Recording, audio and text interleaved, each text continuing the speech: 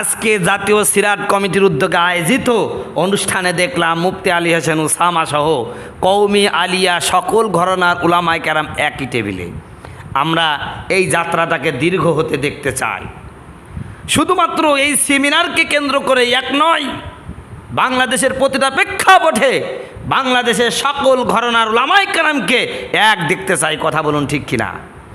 বাতিলপন্থীদের বিরুদ্ধে সীসা ঢলা পাচিরের মতন যদি অবস্থান করতে চান আর বাতিল দ্বারা যদি নিষ্পেষিত না হতে চান, তাহলে আজকে ঢাকা ইঞ্জিনিয়ারিং ইনস্টিটিউটে জাতীয় সিরাত কমিটির উদ্যোগে সিরাত অনুষ্ঠান প্রতিযোগিতা অনুষ্ঠানে আজকে যেমন মুফতি আলী হোসেন উসামা, মুফতি নুরুজ্জামান নোমানী, মুফতি তারপরে মাওলানা পীরজাদা কামরুল ইসলাম সাঈদ আনসারী সহ জামাতের বড় বড় আলেম, কওমির বড় বড় আলেম, চরমনার বড় বড় আলেম একত্রিত যেমন হয়েছেন, বাংলাদেশের জাতীয় প্রত্যেকটা প্রেক্ষাপটে আপনাদের একই এরম হতে হবে।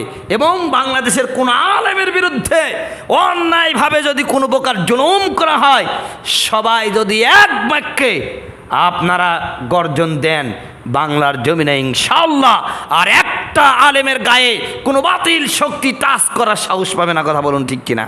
কিন্তু বন্ধুগণ, আমার ভাইরা আমার, আমরা বিচ্ছিন্ন হয়ে গেছি। আল্লাহ বললেন আনাকিমুদ্দিন ওয়া লা তাতাফাররাকু, দিন কায়েম করো আর এই ব্যাপারে কোনো মতবিরোধ করো না। ওয়াতাসিমু বিহাবলিল্লাহি জামিআ ওয়া লা তাফাররাকু, তোমরা আল্লাহর রজ্জুকে মজবুতভাবে ধরো, তোমরা বিচ্ছিন্ন হয়েও না। আমরা আল্লাহর এই বিধান ওভারটেক করে বিচ্ছিন্ন হয়ে গেছি, তাই আমাদেরকে ওই একলা পেয়ে নেকড়ের দল টেনে হেঁচড়ে খেয়ে ফেলতেছে।